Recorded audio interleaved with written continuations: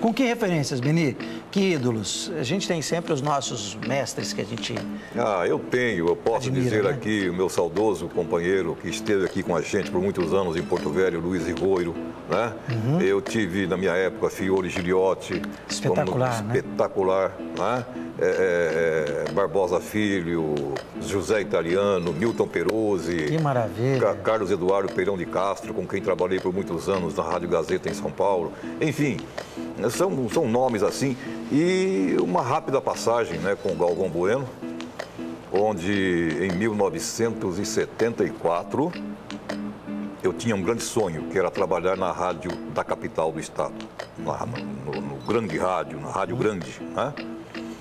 E fui então para um concurso para locutor esportivo.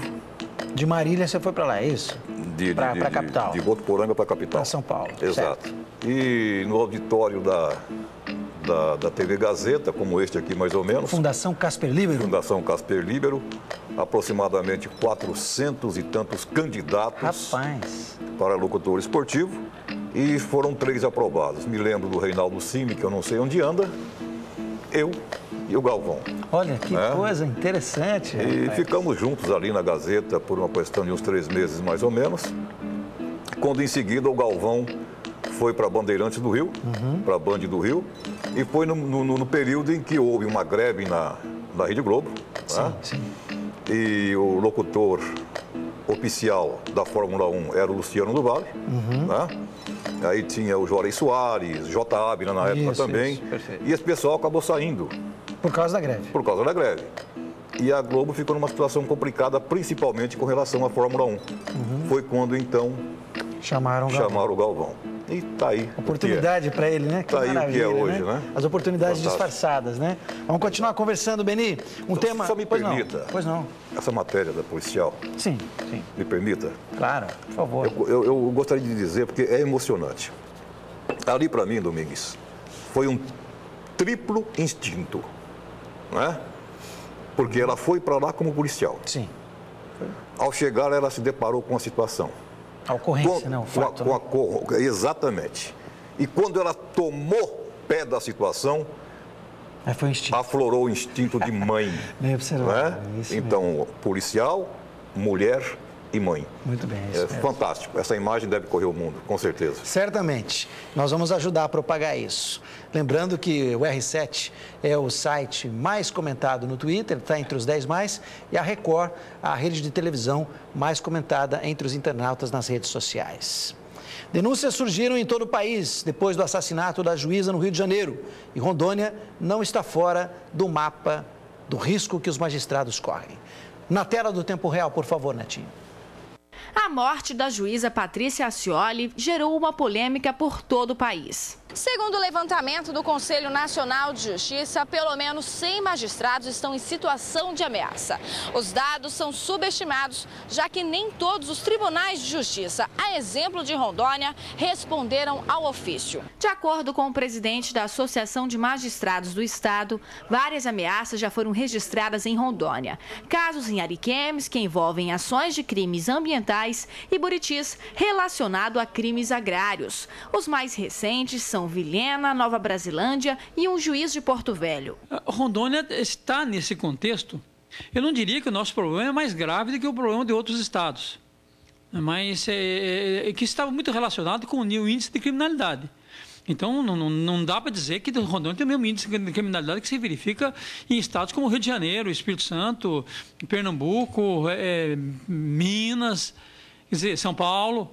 Então, o índice lá é maior, então os problemas são maiores. O próprio desembargador já sofreu ameaças por 2 vezes. Eu recebi em 2 ocasiões, quando eu era juiz de Costa Marques e depois como juiz das execuções penais em Porto Velho. Por 2 anos, o magistrado foi escoltado. Para ele, esta é uma situação desconfortável, mas necessária. É muito desconfortável, porque é uma pessoa estranha, que por mais que o policial que me foi colocado à disposição é uma pessoa maravilhosa.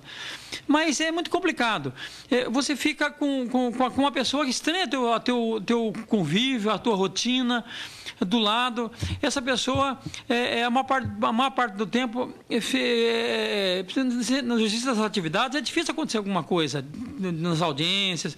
Então a pessoa fica com a sensação de medo de que não está sendo útil.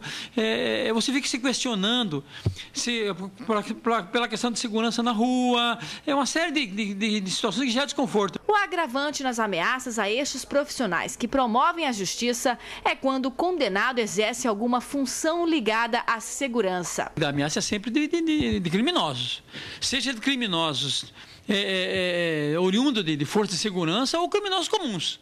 Quer dizer, um mau policial deve ser separado. Um policial bandido não é um policial, ele é bandido.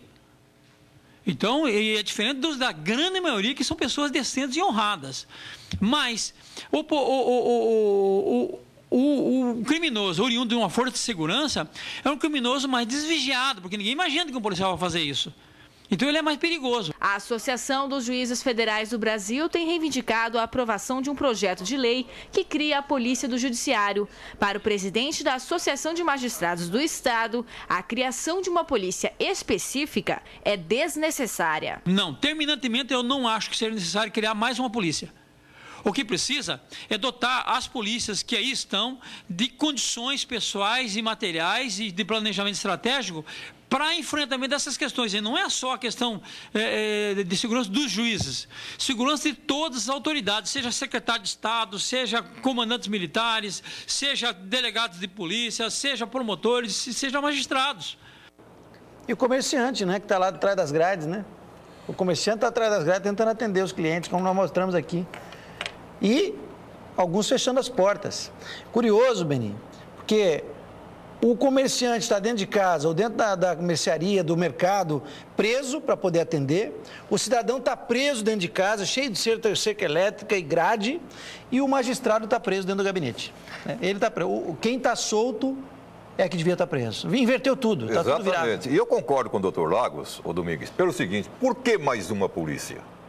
Para que essa polícia vai prender e as nossas leis vão soltar. O problema não está Não está na polícia. O cerne do problema é o Congresso Nacional. Exatamente. Ou se faz leis para punir com severidade o bandido, o delinquente, porque do jeito que estão as leis, favorecendo os bandidos, em detrimento do cidadão honesto, trabalhador, não dá para aguentar. E não vai ser polícia que vai resolver. Será que os nossos governantes e o próprio Congresso, os nossos representantes na esfera federal, vão tomar providências com a facilidade que existe de transmissão por parte dos presos de dentro dos presídios para fora? A ordem para a juíza saiu na internet, todo mundo leu. A ordem para matar, para executar, saiu de dentro de um presídio. E ficam falando que vão reformar, que vão fazer reforma nos presídios, que vão mudar a estrutura, projetos de ressocialização, fiscalização maior, mais apurada, e os presídios continuam um monturo de gente, um lixo, um esgoto, e os presidiários não são separados por classes, por crimes, viram uma coisa só, uma bandalheira, e está desse jeito aí. De dentro dos próprios presídios, os magistrados sendo ameaçados e alguns lamentavelmente, sendo executados. Falar em bandido, o Elias Maluco foi transferido, né? Mais uma vez, de Porto Velho para Campo Grande. Estamos livres de uma. Fabrícia Santos, olá, Domingues. Seu programa está um sucesso, continue assim.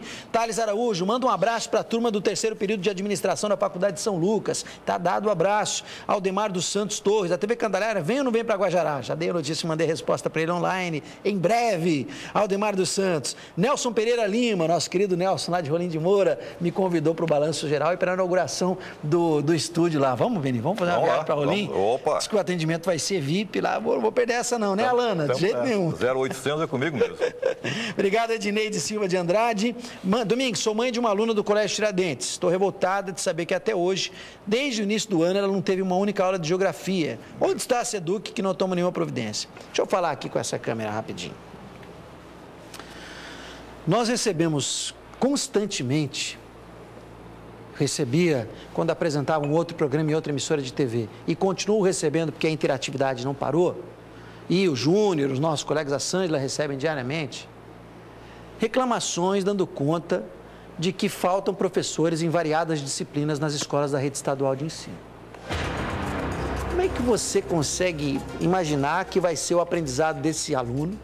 Se nós estamos em agosto, ele não teve uma aula de geografia ainda. Ele não teve uma aula de geografia.